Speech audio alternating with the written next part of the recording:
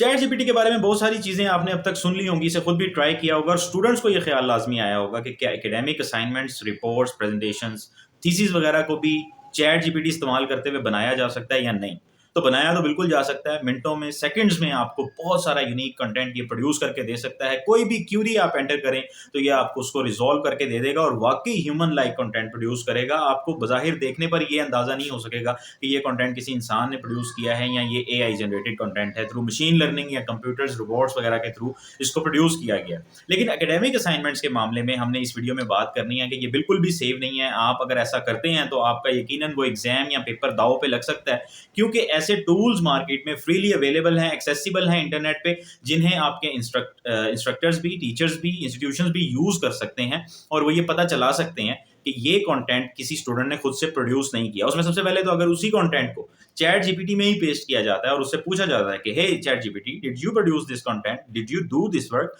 तो वो ये फौरन बता देगा कि जी ये काम मैंने ही किया है। उसके अलावा इसी तरह का एक और टूल जो कि जीपीटी जीरो के नाम से जाना जाता है और फ्रीली अवेलेबल है, वो भी इस्तेमाल किया जा सकता है और उस पर भी अगर आप वो सारा कंटेंट पेस्ट करते हैं तो वो चंद मिनट्स में, बल्कि चंद सेकंड्स में उसके पैटर्न्स को आइडेंटिफाई करके ये बता देगा कि ये कंटेंट जो है ये स्पेसिफिकली चैट जीपीटी ने या उसके किसी वर्जन ने प्रोड्यूस किया है। और इसकी बेशुमार वजूहत हो सकती हैं जो आपको जहन में रखनी है कि जब भी इंसान कोई काम करता है तो उसकी क्रिएटिविटी को, उसकी जो राइटिंग की जो एबिलिटी होती है, उसके पीछे बेशुमार फैक्टर्स होते हैं। सिर्फ बिग डाटा नहीं होता, सिर्फ आर्टिफिशियल इंटेलिजेंस नहीं होती, मेमोरीज होती हैं, इवेंट्स होते हैं। हर किसी का अपना एक सोशल कल्चरल बैकग्राउंड होता है, साइकोलॉजिकल बैकग्राउंड होता है और बहुत सारे ऐसे ही काउंटलेस वेरिएबल्स हैं जो आपकी थिंकिंग को और आपकी राइटिंग एबिलिटी को ट्रांसफॉर्म कर रहे होते हैं वक्त के साथ साथ। बहुत सारी चीज़ों में इंसानों के लिखने के अंदर ऐसी डेफिशिएंसीज होती हैं जो कि कंप्यूटर जब उस चीज़ को लिखता है तो उसे रिमूव कर देता है। जो जदीद रिसर्च है उसके मुताबिक तो यहाँ तक कहा जा रहा है कि कंप्यूटर एल्गोरिदम्स को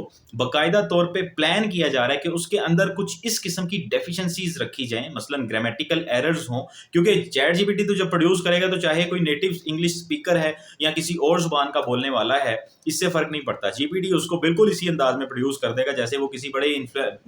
एक अच्छी फ्लुएंसी रखने वाली इंग्लिश स्पीकर ने या राइटर ने उस कंटेंट को लिखा है। तो यहाँ पे आके वो डेफिशिएंसी वाला फैक्टर खत्म हो जाता है और इसी चीज के मद्देनजर रेडिट पे और मुख्तलिफ कम्युनिटी प्लेटफॉर्म्स पे मुख्तलिफ टीचर्स ने ये बात की कि वो किसी भी ऐसे कंटेंट को सिर्फ एक नजर देखने पर ही बता सकते हैं जो एआई जनरेटेड कंटेंट हो, कि ये किसी स्टूडेंट का या ये किसी इंसान का तख्लीक करदा बिल्कुल भी नहीं है। तो जीपीटी जीरो की मैंने आपको बात की, उसके अलावा बेशुमार ऐसे दूसरे टूल्स हैं जिन्हें जीपीटी डिटेक्टर के तौर पे जाना जाता है और उनको कोई भी एक्सेस कर सकता है। वो बड़े आराम से आपकी असाइनमेंट को सिर्फ वहां कॉपी पेस्ट करेगा और उसके बाद उसे पता चल जाएगा कि ये इसके अंदर जो है वो किस तरह से मतलब कितना कंटेंट इसमें ओरिजिनल है कि आपके स्टूडेंट ने प्रोड्यूस किया और कितना कंटेंट जीपीटी, चैट जीपीटी वगैरह को यूज करके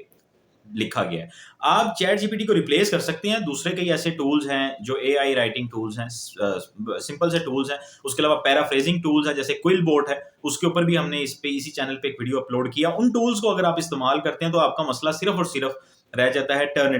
टर्निटिन पे वो डिटेक्ट नहीं होना चाहिए, उसका प्लेजरिज्म खत्म हो जाना चाहिए। अदरवाइज अगर आप स्पेसिफिकली चैट जीपीटी को ही सब कुछ समझ लेते हैं और उसे इस्तेमाल करना शुरू कर देते हैं तो हो सकता है कि आप किसी एग्जाम को बाकायदा तौर पे फेल कर जाएं। अब जरा एक नजर देख लेते हैं कि जीपीटी जीरो जो है वो किस तरह से काम करता है या इसी तरह के जीपीटी डिटेक्शन टूल्स जो हैं वो किस तरह से काम करते हैं।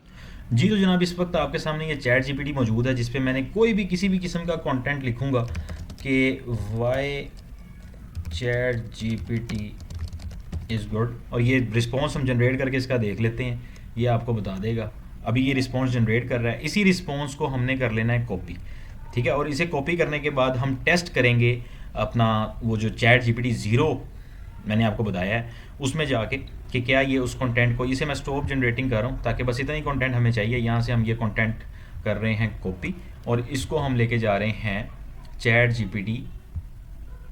ज़ीरो पे, ठीक है जी। यहाँ पे ये बॉक्स है, इसमें मैंने इसको पेस्ट कर दिया। अब आप देखें जब मैं गेट रिजल्ट्स पे क्लिक करूँगा तो ये चंद सेकंड में मुझे बता देगा कि ये आपका कंटेंट जो है may include parts written by AI,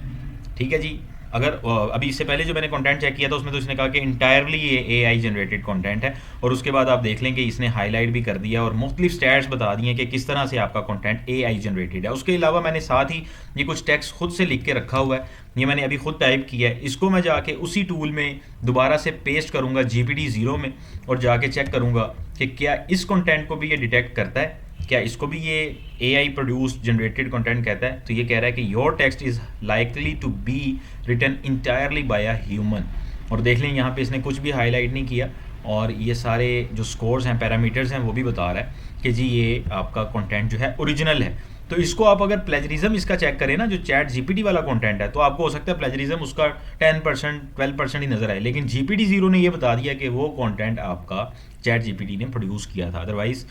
वो कंटेंट जो था उसे भी वो ह्यूमनली रिटन कंटेंट ही कहता। तो इसका मतलब ये है कि अगर आप अपनी असाइनमेंट्स वगैरह में और किसी भी ऐसी चीज़ में जहाँ पर आप you are suppose to write the original content, तो वहाँ पे फिर ये आपके लिए प्रॉब्लम क्रिएट कर सकता है।